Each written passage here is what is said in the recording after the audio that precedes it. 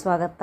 ಮಾವಿನ ಹಣ್ಣಿನ ಈ ಥರ ಹಪ್ಪಳ ಥರ ಮಾಡೋದು ಹೇಳ್ತಾ ಇದ್ದೇನೆ. ವರ್ಷಿಗೊಮ್ಮೆ ಬರುತ್ತೆ ಮಾವಿನ ಹಣ್ಣಿನ ಸೀಸನ್ನು. ಅದಕ್ಕೆ ಈ ಥರ ಮಾಡಿಟ್ಕೊಂಡ್ರೆ ವರ್ಷಾನುಗಟ್ಲೆ ತಿನ್ಬೋದು. ಮಾವಿನಕಾಯಿ ರಸನ ಮಾಡಿಕೊಂಡು ಅದಕ್ಕೆ ಸಕ್ಕರೆನ ಹಾಕಿ ಕರಗಿಸ್ಬೇಕು. ಹುಳಿ ತುಂಬ ಇದ್ದರೆ ಸಕ್ಕರೆ ಜಾಸ್ತಿ ಹಾಕ್ಕೊಳ್ಳಿ. ಮಾವಿನ ಹಣ್ಣು ಸ್ವೀಟ್ ಇದ್ದರೆ ಸಕ್ಕರೆ ಹೆಚ್ಚು ಕಡಿಮೆ ನೀವು ಬೇಕಾದಷ್ಟು ಮಾಡ್ಕೊಳ್ಳಿ. ಈ ಥರ ಒಂದು ಪ್ಲೇಟಿಗೆ ಪೇಪರ್ನ ಹಾಕಿ ನಂತರ ಈ ಮಾವಿನ ಸಕ್ಕರೆನ ಕರಗಿದ ನಂತರ ಈ ಥರ ಹಾಕಿ ತೆಳುವಾಗಿ ಹಪ್ಪಳ ಥರ ಒಣಗಿಸ್ಬಿಡಿ. ಇದು ವರ್ಷಾನುಗಟ್ಲೆ ಇಟ್ಟು ತಿನ್ಬೋದು. ಸ್ವಲ್ಪ ತಾಟಿಗೆ ತುಪ್ಪ ಹಚ್ಚಿ ಕೂಡ ಹಾಕ್ಕೋಬೋದು. ಈ ಥರ ಆಗುತ್ತೆ ನೋಡಿ, ಒಮ್ಮೆ ಟ್ರೈ ಮಾಡಿ. ತುಂಬ ಟೇಸ್ಟ್ ಇರುತ್ತೆ, ವರ್ಷಾನುಗಟ್ಲೆ ಇಟ್ಟು ತಿನ್ಬೋದು. ಈ ಥರ ಇನ್ನೊಂದು ಈಸಿಯಾದ ರೆಸಿಪಿ ಹೇಳ್ತಾ ಇದ್ದೇನೆ. ಕಡಲೆ ಹಿಟ್ಟು 1 ಬಾಟ್ಲು, ಖಾರದ ಪುಡಿ, ಉಪ್ಪು ರುಚಿಗೆ ತಕ್ಕಷ್ಟು, ಅರಿಶಿಣ ಪುಡಿ ಮತ್ತು ಸ್ವಲ್ಪ ಧನಿಯಾ ಪುಡಿ, ಸ್ವಲ್ಪ ಜೀರಿಗೆ, ಅಜ್ವೈನ್ ಬೇಕಾದರೂ ಹಾಕ್ಕೊಳ್ಳಿ. ಕಸ್ತೂರಿ ಮೆಂತ್ಯನ ಹಾಕ್ತಾ ಇದ್ದೇನೆ. ಇವೆಲ್ಲ ಚೆನ್ನಾಗಿ ಕಲಿಸ್ಬೇಕು ಸ್ವಲ್ಪ ನೀರು ಹಾಕಿ. ಈ ಫೂಲ್ ಗೋಬಿನ ತುಂಬ ಜನ ವೇಸ್ಟ್ ಮಾಡ್ತಾರೆ. ಮೇಲಿನ ಸೊಪ್ಪೇನ ಈ ಥರ ಮಾಡ್ಕೊಳ್ಳಿ ಒಮ್ಮೆ, ತುಂಬ ಚೆನ್ನಾಗಿರುತ್ತೆ. ನೀವು ಪದೇ ಪದೇ ಇದೇ ಥರ ಮಾಡ್ತೀರಾ, ತುಂಬ ಟೇಸ್ಟ್ ಇರುತ್ತೆ. ಈ ಥರ ಸಿಪ್ಪೆನ ತೆಗೆದು ಚೆನ್ನಾಗಿ ತೊಳ್ಕೊಂಡು ಸಿಪ್ಪೆನ ತೆಗೆದುಕೋಬೇಕು. ಎಷ್ಟು ಮೇಲಿನ ಲೇಯರ್ ಬರುತ್ತೆ ಅಷ್ಟೆಲ್ಲ ತೆಗೆದು ಟ್ರೈ ಮಾಡಿ ನೋಡಿ, ತುಂಬ ಚೆನ್ನಾಗುತ್ತೆ. ನನ್ನ ವಿಡಿಯೋಗಳು ಇಷ್ಟ ಆದರೆ ಲೈಕ್ ಮಾಡಿ, ಇನ್ನೊಬ್ಬರಿಗೂ ಶೇರ್ ಮಾಡಿ. ಇದೇ ಥರ ವಿಡಿಯೋಗಳಿಗಾಗಿ ಸಬ್ಸ್ಕ್ರೈಬ್ ಮಾಡಿ.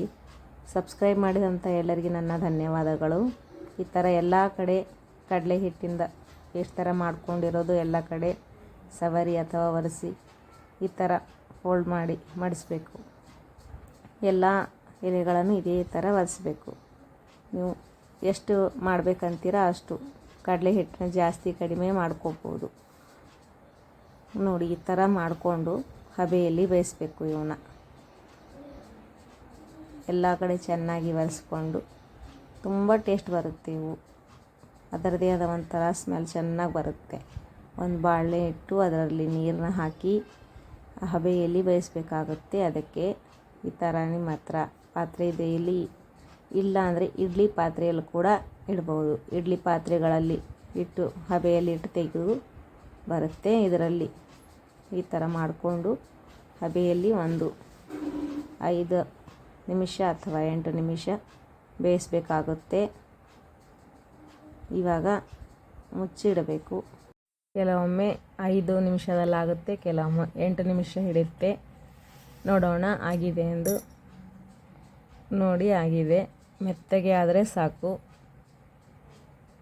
ಇದನ್ನು ಫ್ರೈ ಮಾಡಬೇಕು. ಮತ್ತೆ ಸ್ವಲ್ಪ ಎಣ್ಣೆನ ಹಾಕಿ ಇವನ್ನು ಮತ್ತೆ ಫ್ರೈ ಮಾಡಬೇಕಾಗುತ್ತೆ. ಎಲ್ಲ ಒಂದು ಪ್ಲೇಟ್ನಲ್ಲಿ ತೆಕ್ಕೊಳ್ಬೇಕು.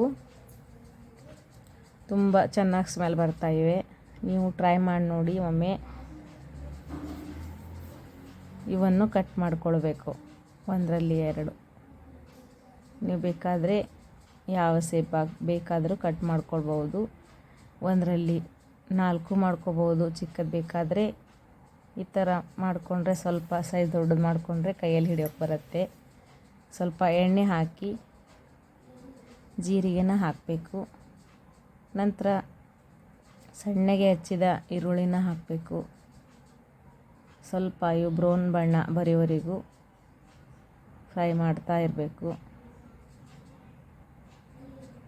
ನೋಡಿ, ಹಸಿಮೆಣಸಿನ್ಕಾಯಿ 1, 2, 3 ಹಾಕಿ ಅಲ್ಲದ ಪೇಸ್ಟ್ ಹಾಕಿದ್ದೇನೆ. ನೀವು ಬೆಳ್ಳುಳ್ಳಿ ಬೇಕಾದರೆ ಹಾಕ್ಕೋಬೋದು. ನಾನು ಬೆಳ್ಳುಳ್ಳಿ ಹಾಕಿಲ್ಲ, ಅದರಿಂದ ಅಷ್ಟೇನು ಟೇಸ್ಟ್ ಬರೋದಿಲ್ಲ. ಇದಕ್ಕೆ ಸ್ವಲ್ಪ ಖಾರದ ಪುಡಿ, ರುಚಿಗೆ ತಕ್ಕಷ್ಟು ಉಪ್ಪನ್ನ ಹಾಕಿದ್ದೇನೆ. ಸ್ವಲ್ಪ ಧನಿಯಾ ಪುಡಿ, ಸ್ವಲ್ಪ ಗರಂ ಚಾಟ್ ಮಸಾಲ ಮತ್ತು ಸ್ವಲ್ಪ ಅರಿಶಿಣನ ಹಾಕಿದ್ದೇನೆ.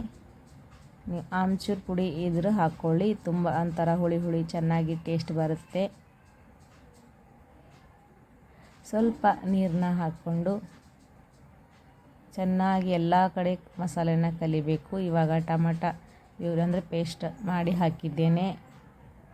ಒಂದು ದೊಡ್ಡ ಸೈಜ್ ಟೊಮಟದ್ದು ಹಾಕಿದ್ದೇನೆ. ನೀವು ಎಷ್ಟು ಮಾಡ್ತೀರಾ ಅಷ್ಟು ಹೆಚ್ಚು ಕಡಿಮೆ ಮಾಡ್ಕೊಳ್ಳಿ. ಒಂದು ಬಟ್ಲಿಗೆ ಗಟ್ಟಿ ಮೊಸರು, ತಾಜಾ ಮೊಸರು ಹಾಕಬೇಕು, ಹುಳಿ ಮೊಸರು ಹಾಕಬಾರ್ದು. ಅದಕ್ಕೆ ಸ್ವಲ್ಪ ಧನಿಯಾ ಪುಡಿ, ಜೀರಿಗೆ ಪುಡಿ ಆದರೂ ಹಾಕಿ, ಧನಿಯಾ ಪುಡಿ ಇಲ್ಲಾಂದರೆ ಮತ್ತು ಕಸ್ತೂರಿ ಮೆಂತ್ಯನ ಹಾಕಬೇಕು. ಇದು ಚೆನ್ನಾಗಿ ಕಲಸಿ ಎಲ್ಲ ಕಡೆ ಎಲ್ಲ ಚೆನ್ನಾಗಿ ಕಲಿಸ್ಬೇಕು. ಇದನ್ನು ಅಲ್ಲಿ ಕುದಿಯುತ್ತಿರುವ ಈ ಗೋಬಿ ಹಾಕಿ ಮಸಾಲ ಮಾಡ್ತಾಯಿದ್ದೇವಲ್ಲ ಅದಕ್ಕೆ ಹಾಕ್ಕೊಳ್ಬೇಕು. ಹಾಕಿ ಚೆನ್ನಾಗಿ ಕಲಿಸ್ಬೇಕು. ಒಂದು 4 ಸ್ಪೂನು ಮೊಸರು, ಗಟ್ಟಿ ಮೊಸರು ಇತ್ತು.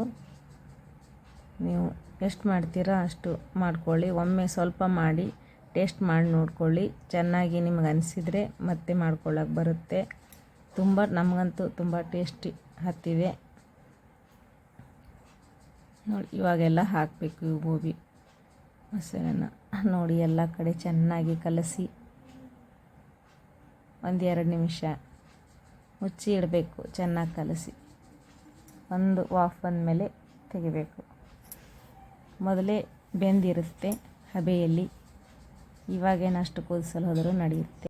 ಎಲ್ಲಂತೂ ತುಂಬ ಚೆನ್ನಾಗಿ ಬರ್ತಾಯಿದೆ. ನೀವು ಟ್ರೈ ಮಾಡಿ ನೋಡಿ ಒಮ್ಮೆ. ಈ ವಿಡಿಯೋ ನೋಡೋದಕ್ಕೆ ಎಲ್ಲರಿಗೆ ಧನ್ಯವಾದಗಳು.